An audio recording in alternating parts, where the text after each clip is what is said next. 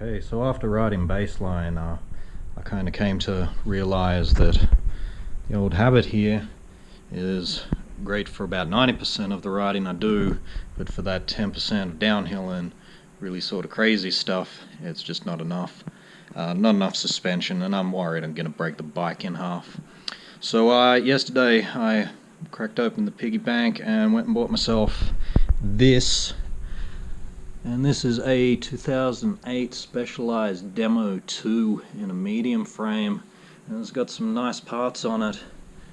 At some point someone put a set of RockShox Boxer World Cups onto it with the SoloAir. It's got your Avid Code brakes on it, the hydraulics, 200mm rotors. I don't know if this is stock, but titanium rails on this FSA saddle here, and it's got the SRAM X0 with, I don't know if you can see this, but that's carbon fiber on the mech cage there. And generally speaking, the bike's in pretty amazing condition for a used downhill bike. It's pretty filthy, so the first thing I'm going to do is give this a good wash. And once it's washed, I'm gonna go ahead and set the tension on the rear spring here, dial in the shock a bit. The bottom out protection, that's seized up, so I'm gonna see about loosening that. And the bottom out protection on the front here, on the Boxer, it's also sort of stuck, so I'll see if I can't unstick them. I don't trust these handlebars. They look kind of warped to me, like they look like they've got a bit of a bend in them, so I'll swap those out. I've got a set of Spank spikes, they'll go on there, new grips. Also the tires, they're pretty well done, so I just went down and got downhill casing, triple compound Minions for the front and rear. I'm going to go with DHF on the front and the rear, and new tubes as well, because God knows what condition that stuff's in. Aside from those bits and pieces and a bit of lubrication and a cleanup, I think it's going to be pretty good. Okay, the first thing we're going to be doing is getting rid of these really old Minions that are on this. I think these are the original tires that came with the bike actually. I don't know if you can see this, but the side lugs are starting to delaminate right off the tire. See that? The canvas is starting to let go. There we go. There's a couple of really big dings in it. See that there? That warp here. And that's from the previous owner slamming it into curbs or whatever, and just expecting the suspension to fix everything, but of course your rim and your tire take the initial brunt. So I'm also going to bend this straight.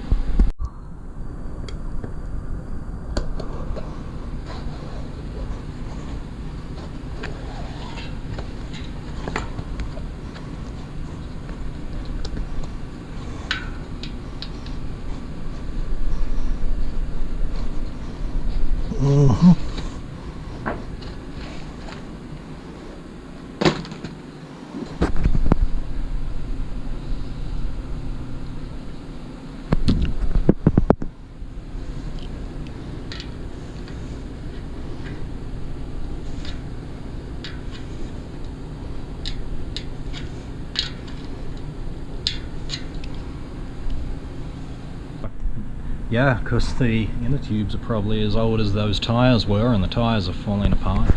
Also went and got a new set of tubes to throw in there. These are not actually downhill specific ones. My buddy at the bike shop said to go ahead and run the regular tubes, and because this has the downwall casing, you don't need the ultra thick ones. Well, I probably certainly don't, because I'm not going to get that crazy as the other guys I've seen around here, but I guess we'll find out.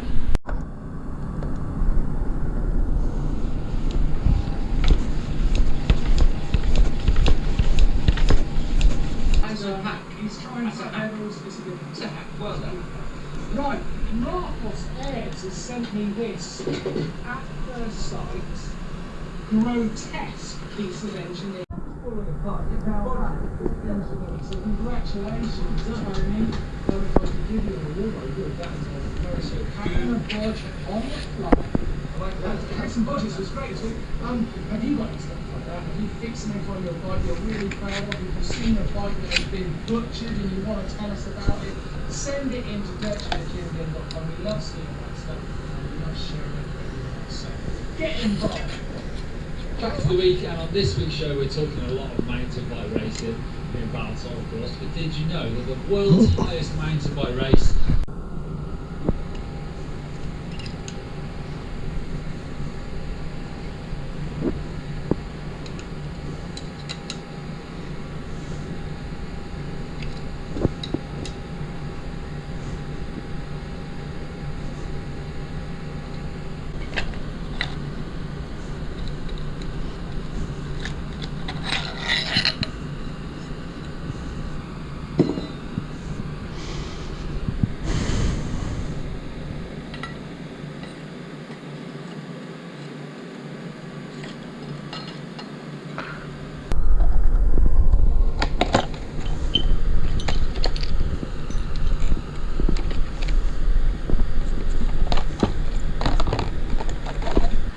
Okay, so we've got the Spanx Bike Race 800 bars on it. These have actually been trimmed down to 780. Got some ODI lock-ons.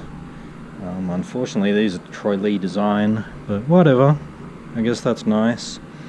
Managed to get this to start turning. Just needed to stick an Allen's key in there for a bit more leverage, same as down here, the bottom out.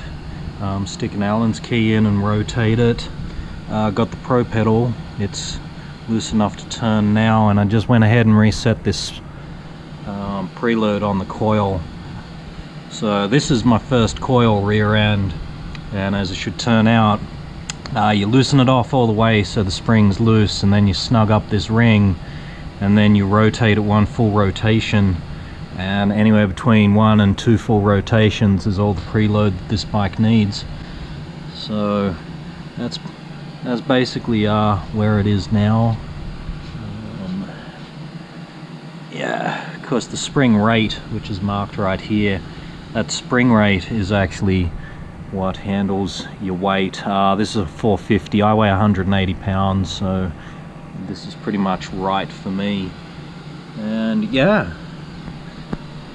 also got the new tires on, got the buckles taken out of the rims here, and this is actually the old inner tube all chopped up, and that's to prevent the chain from just destroying all of this. Underneath this, the previous owner didn't have any tape on it, so it's kind of bashed up pretty bad, so it's all around here and just zip tied in place, so that should be good.